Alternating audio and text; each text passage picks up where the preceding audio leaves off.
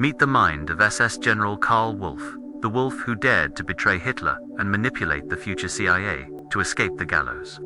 In this episode of WW2 Mysteries, we reveal the backstage of Operation Sunrise and how one of the most dangerous men in the Third Reich negotiated surrender in Italy behind Berlin's back, trading total destruction for his own immunity in a deadly espionage game. If you have the courage to look where official history turns away, subscribe to the channel now and join our elite division to uncover the darkest secrets of the conflict that changed the world.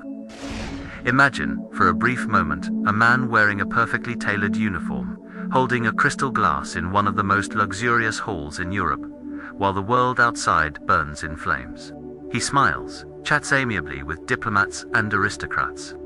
But his eyes, cold and calculating, are not focused on the party, but on the exit door. This is the universal dilemma of survival. How far would you go to save your own skin when the empire you helped build begins to collapse on your head? In the history of wars, there are soldiers who fight for honor, fanatics who fight for ideology, and, above them, there are the players. Men who see the battlefield not as a place of sacrifice, but as a chessboard where pawns are disposable, and the only objective is to keep the king or, in this case, themselves standing. Today we will dive into the mind of one of the most enigmatic and dangerous figures of the 20th century. A man who not only wore the uniform, but was the silent architect of the darkest machinery of modern history. His name was Carl Friedrich Otto Wolff, but in the corridors of power he was known as the Wolf. And what you are about to discover is not just about battles and maps, but about how the cunning of a single general managed to fool the entire Allied intelligence system and, astonishingly, betray the Third Reich itself to secure his future. Stay with us until the very last second, because this story reveals that, sometimes, the pen and the secret are far more lethal weapons than any cannon. To understand the magnitude of the double game that was about to unfold in Italy in 1945, we must first dissect the creature who orchestrated it. Karl Wolff was not an ordinary field officer, dirty with mud and gunpowder. Born at the turn of the century in 1900, the son of a wealthy judge, he grew up in the aristocracy, absorbing the etiquette and charm he would later use as camouflage. He was the physical embodiment of the Nordic ideal the regime so idolized: tall, blonde, charismatic, and disturbingly elegant. But behind this facade of a uniformed socialite hid a ruthless operator. When he joined the party in 1931, Wolff did not seek the trenches. He sought the ear of power. His rise was meteoric and calculated. In a short time, he became chief of the personal staff of Heinrich Himmler. Think about what that means. He was not just a subordinate, he was the gatekeeper, the man who decided who entered and who left the office of the most feared man in Germany. For years, Wolff was the eyes and ears of the SS High Command, operating in the shadows, manipulating the bureaucracy of terror with the ease of someone organizing a gala dinner. His signature, drawn in dark, firm ink, sealed the fate of countless prisoners and authorized mass deportations, all while he kept his manicured hands and the posture of a diplomat. He was the missing link between ideological insanity and administrative efficiency, a wolf disguised among old foxes, waiting for the right moment to strike. The setting changed dramatically in 1943. The Axis suffered a fatal blow with the fall of Benito Mussolini and Italy's turn to the Allied side. In this chaos, Wolff was sent on his most critical and dangerous mission, to take the post of supreme leader of the SS and police in occupied Italy. Hitler needed someone he trusted blindly to maintain control of northern Italy, an industrially vital region now infested with uncertainty. Wolff arrived not as a conqueror, but as a viceroy. He settled in the most sumptuous villas around Lake Garda, living in almost obscene luxury, while the war approached his windows. However, unlike the fanatics around him, Wolff possessed a rare quality among leaders of that time: absolute pragmatism. While Berlin screamed orders of victory or total destruction, Wolff looked at the maps and saw the mathematical reality of defeat. He realized, long before his peers, that blind loyalty would be his final sentence. In Italy, he became the second most powerful man in the occupation apparatus, with authority over the life and freedom of millions. He fought the Italian resistance with ferocity, oversaw brutal repression, and ensured that the German war machine continued to drain the peninsula's resources. But paradoxically, it was this absolute power that gave him the bargaining chip he needed for what would come next. He knew that every secret file he possessed, every high-value prisoner under his custody, could be worth more than gold in a post-war future. As 1945 dawned, bringing with it the darkest winter for German forces, the atmosphere at Wolff's headquarters in Fasano was electric. The Allied advance through southern Italy was relentless, climbing the peninsula's boot like an unstoppable tide. At the same time, the guerrillas, the so-called partisans, descended from the mountains, turning every road and every village into a deadly trap. General Wolff, sitting in his office decorated with looted artworks, knew he was surrounded. If captured by the Soviets or the communist partisans, his end would be quick and brutal. If captured by the Americans without a prior deal, he would end up on the defendant's bench. And if Berlin discovered what he was thinking, he would be executed for high treason by his own compatriots. He walked on a razor's edge, balancing between feigned obedience and silent conspiracy. Hitler's official order was clear and terrifying: the scorched earth policy. If retreat became inevitable, everything should be destroyed. Historic bridges, dams, factories, the port of Genoa, the industry of Turin, whole of northern Italy was to be reduced to rubble, leaving the Allies only ashes and misery. Wolff received these urgent telexes from Berlin, demanding the preparation of explosives. But, in his mind, a much more audacious plan was taking shape. He would not destroy Italy. He would sell it. Or rather, he would negotiate its preservation in exchange for his own immunity. It was in this cauldron of tension that the true nature of the Wolff revealed itself. He began playing a dangerous game of mirrors.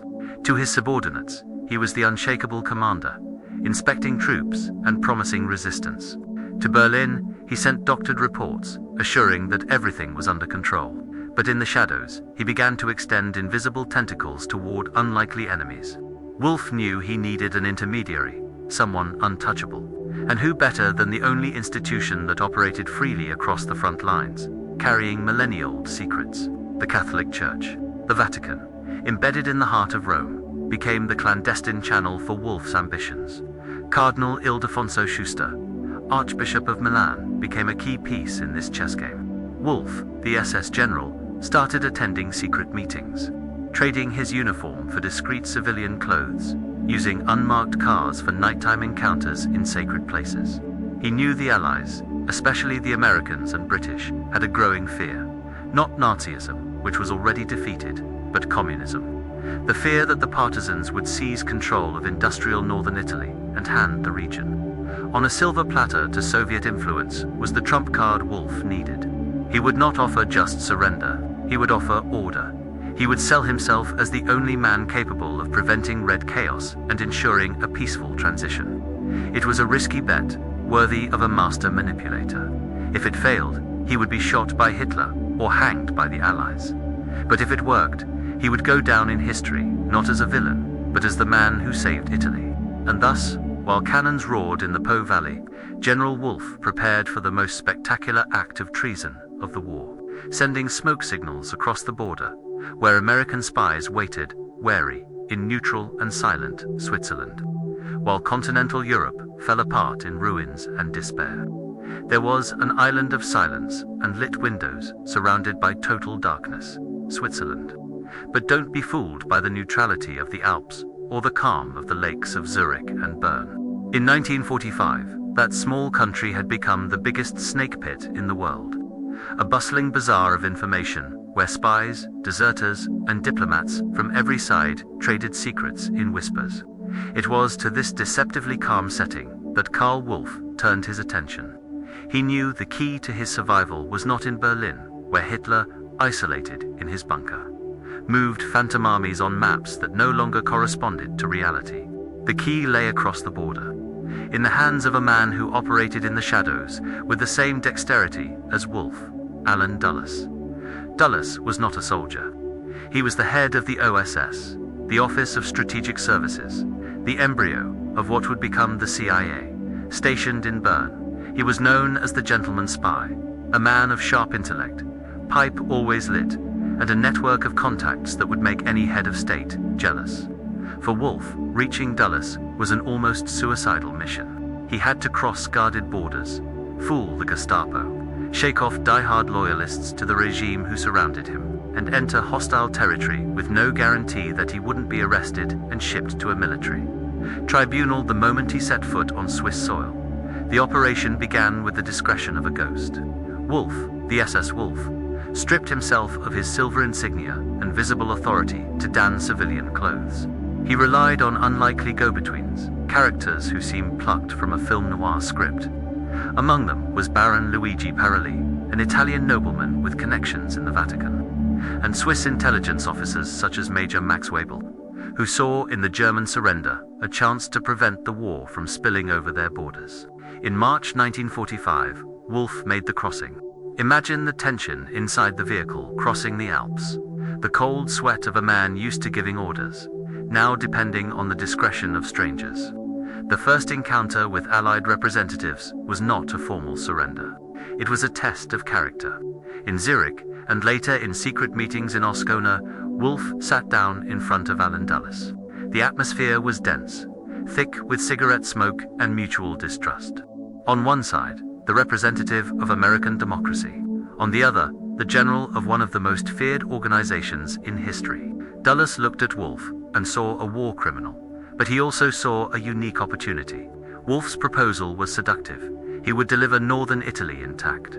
No scorched earth, no destruction of industry, no chaos that would enable a communist revolution. He was selling order in exchange for an honorable exit. The operation was given the codename Sunrise by the Americans and Crossword by the British. It was the dawn of a new era of espionage, in which yesterday's enemies could become tomorrow's allies against the new emerging threat in the East, the Soviet Union. And here we take a brief pause in this international plot. If you are fascinated by these power games, betrayals and secrets that history books rarely tell, you are in the right place. The channel Mysteries of the Second World War dives deep where others only scratch the surface. So click the subscribe button now and turn on the bell.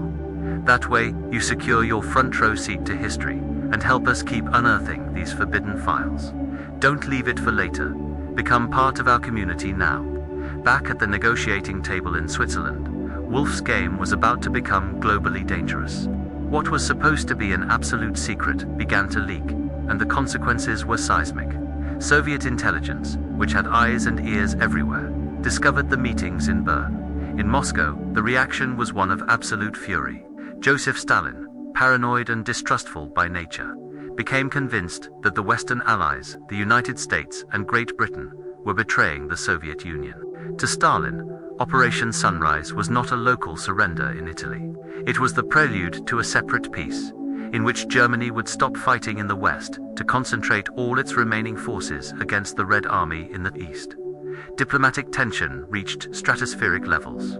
Furious telegrams were exchanged between Stalin and US President Franklin Roosevelt. The Soviet leader accused the Americans of negotiating with the enemy behind the backs of the Allies. The distrust sown by Wolff in Bern was, in many ways, the first shot of the Cold War, fired even before the end of the Second World War.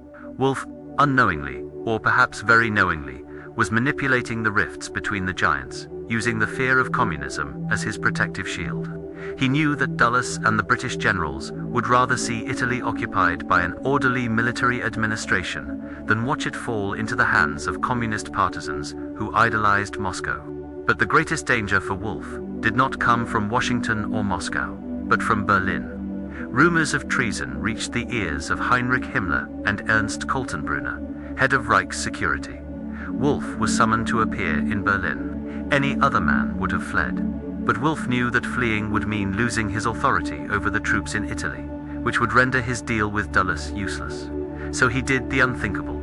He stepped into the lion's den. In a tense meeting with Himmler, Wolff used his legendary gift of gab. Looking into the eyes of the man he had served for years, he lied outright. He said his trips to Switzerland were not to negotiate surrender, but to create a rift between the Western Allies and the Soviets, to confuse the enemy, and buy time for the Reich. He appealed to Himmler's vanity and to the delusional hope that Germany could still strike a political deal. It was an Oscar-worthy performance. Wolff staked his life on his ability to deceive his own masters, and, incredibly, it worked. Himmler, desperate for any good news, let him return to Italy. Wolff returned to his headquarters in a cold sweat, but alive. He had bought time, but he knew Allen Dulles' patience was running out. The Americans demanded proof. Pretty words and secret dinners were not enough. They wanted a real demonstration of power. They wanted to know if Wolff was truly the wolf who commanded the pack, or just a toothless dog barking at the moon. And the proof they demanded would set Wolff on a path of no return, forcing him to commit a direct act of insubordination that could cost him his head before the ink on the treaty was dry. The spring of 1945 in Italy did not bring the smell of flowers, but the acrid stench of burnt diesel and pulverized concrete dust. The time for diplomatic games had run out. Allen Dulles, in his base in Switzerland, put his cards on the table with the coldness of a banker calling in an overdue debt. Either Karl Wolff proved, irrefutably, that he had real control over the German war machine, or Operation Sunrise would be cancelled and Allied bombers would turn northern Italy into an ash parking lot. American distrust was justified. After all, how could they trust the word of an SS general, a man trained in the art of deception? Dulles demanded a concrete gesture, something no officer without supreme authority could pull off.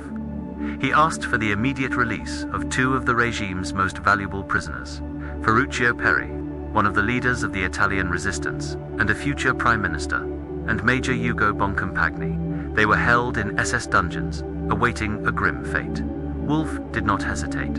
In an audacious move, he not only ordered their release, but personally transported them to the Swiss border, using his own armored cars and elite guard to pass through German checkpoints.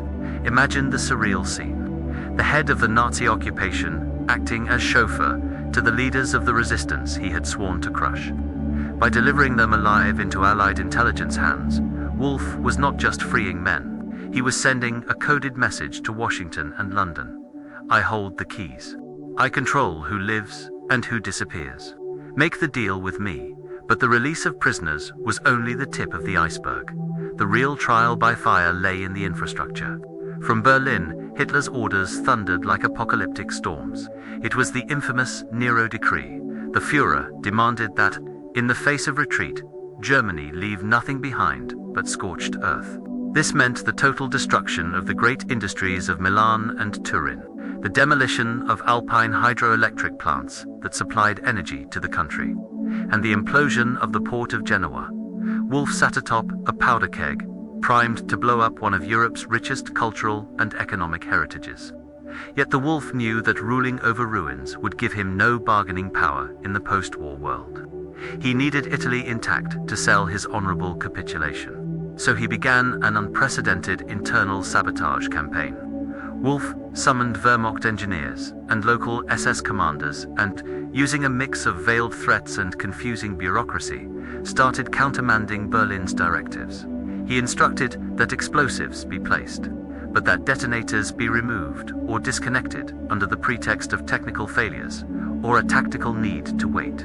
He played on the psychology of fear, convincing his subordinates that premature destruction would prevent German withdrawal itself, leaving them trapped.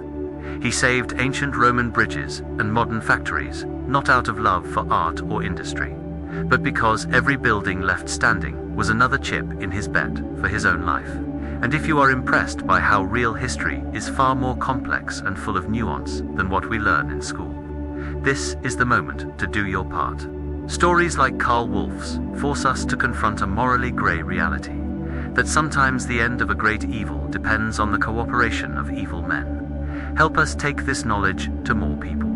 Share this content right now in your friend groups or on your social networks. Let's spread the history no one tells. With proof of good faith established and infrastructure hanging by a thread, the stage was set for the final act. But there was a colossal obstacle: the army.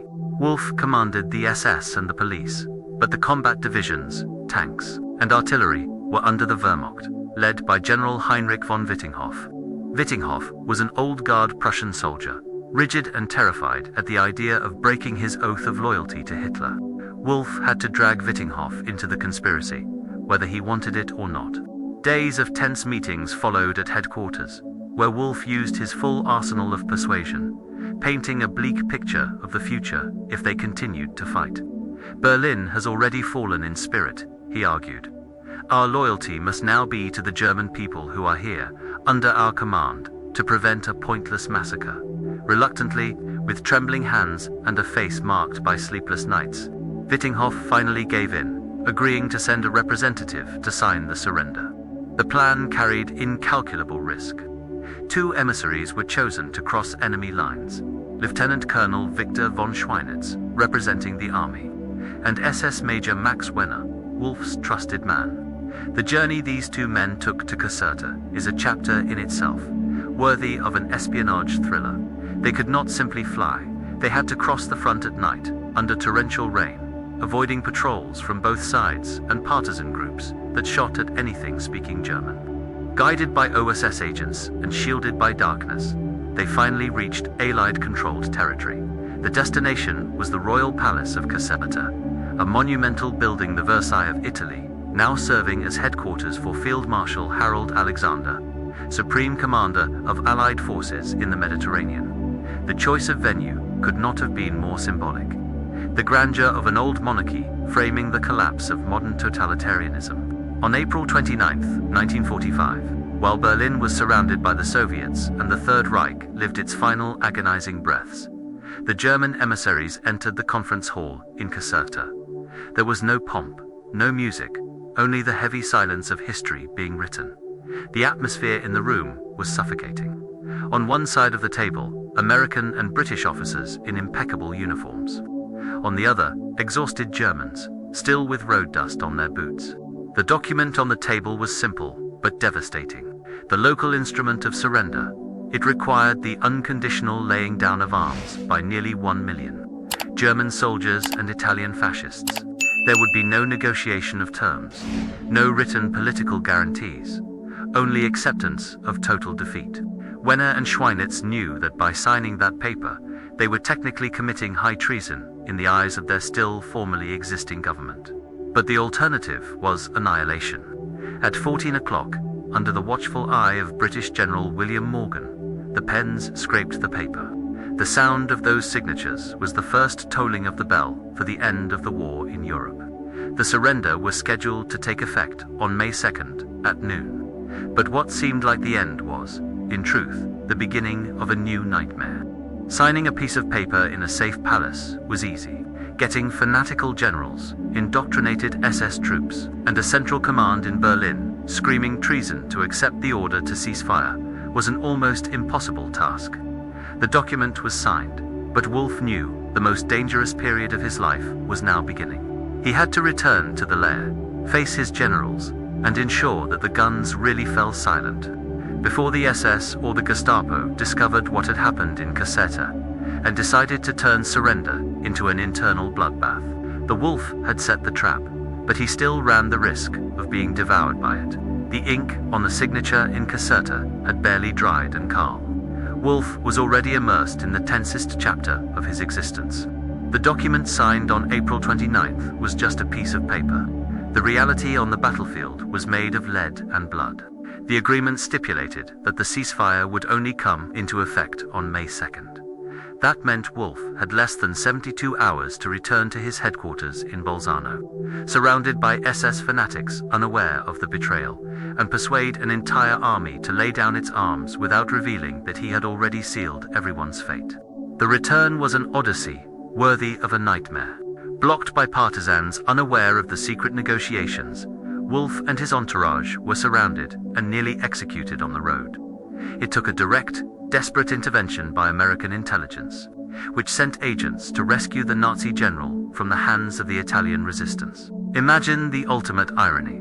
American soldiers risking their lives to save an SS general, the very man who symbolized everything they were fighting against, just to ensure the surrender order would be given. Upon arriving in Bolzano, Wolff found a scene of imminent mutiny.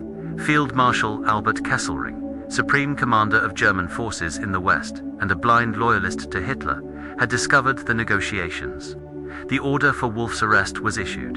Kesselring demanded his head for high treason. The phone on Wolff's desk rang incessantly with threats from Berlin and other commands. It was at this moment that the Wolff showed his fangs one last time. Instead of fleeing, he went on the offensive within his own ranks.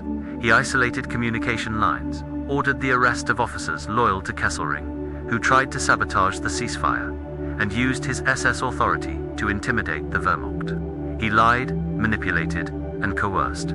He told his generals that surrender was the only way to prevent their troops from being handed over to the Soviets, again appealing to the fear of the Red Menace. On the morning of May 2nd, 1945, as the world held its breath, Wolff's orders finally broke through the static on the radios. From Milan to Venice, from the Brenner Pass to the Po, 1 million German soldiers lowered their rifles. The silence that followed was not just the end of combat. It was the sound of thousands of lives being spared by the act of a single man driven by the instinct of survival. The war in Italy ended days before Germany's total surrender. But for Wolff, the real battle, the battle for his own narrative, was just beginning. When the Allies finally occupied the north, Wolff was not treated as a common prisoner. He was taken into custody, yes, but with special status. While his peers in rank, like Kaltenbrunner and Keitel, marched to the gallows in Nuremberg, Wolff watched from the shadows. He had an ace up his sleeve that no other general possessed. Allen Dulles, the future CIA director, knew Operation Sunrise had been a technical success, and that Wolff, despite his dark past, had fulfilled his part of the deal. There was silent protection, an unwritten pact between spies and generals. In Nuremberg, Wolff appeared not as a main defendant in the dock for crimes against humanity, but surprisingly as a witness. He sold the image of the gentleman soldier, the man who disobeyed Hitler to save the art and the people of Italy. He used his aristocratic charm to captivate prosecutors and journalists, distancing himself from the atrocities of the extermination camps, claiming his sphere had been only administrative and police-related. For years, this lie stuck. Wolff escaped the death penalty. He was sentenced to a light term in 1949 and released shortly afterward. During the 1950s, he lived in West Germany as a respectable citizen, a successful advertising executive who drove luxury cars and vacationed at the same lakes where he had once ruled as a tyrant. He gave interviews, appeared in documentaries, and even consulted historians, constantly polishing his version of the story, that he was the good Nazi, the reasonable man in a regime of madmen. It was the final victory of manipulation. The wolf walked among the sheep, and no one seemed to notice the blood on his claws. However, history has a peculiar way of collecting its debts, even if late. The capture of Adolf Eichmann by Mossad in 1960 and his subsequent trial in Jerusalem opened the floodgates of the SS secret archives. Documents came to light. Letters signed by Wolff, deportation reports in his unmistakable handwriting. Proof that he not only knew, but orchestrated the logistics of transporting human beings to the camps in Poland. The mask of the savior of Italy fell. In 1964, German justice, pressured by new evidence and a shifting political climate, brought Wolff back to court. This time, there was no Allen Dulles to protect him, nor the excuse of the Cold War. He was confronted with the cold reality of numbers. 300,000 deported to Treblinka, the persecution of Italian Jews, the brutal repression of partisans. Aristocratic charm did not stand up against piles of papers screaming the truth.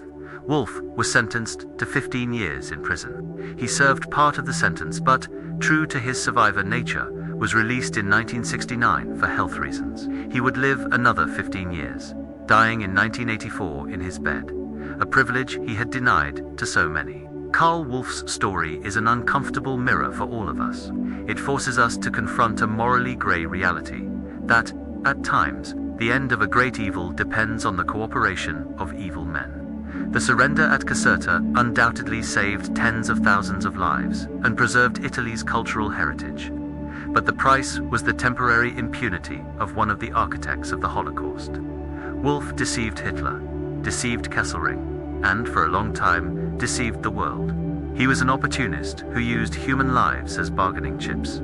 Looking back at that royal palace and those signed documents, we do not see the victory of pure justice, but the triumph of ruthless pragmatism. SS General Karl Wolff remains, to this day, a figure that defies simple labels. A dark reminder that in war, the line between criminal and negotiating partner is often drawn only by the convenience of the moment. And so we close this dossier with the certainty that the true mysteries of the Second World War are not only on the battlefields, but in the closed rooms, where the fate of the world was decided by men who knew all too well how to hide their true faces.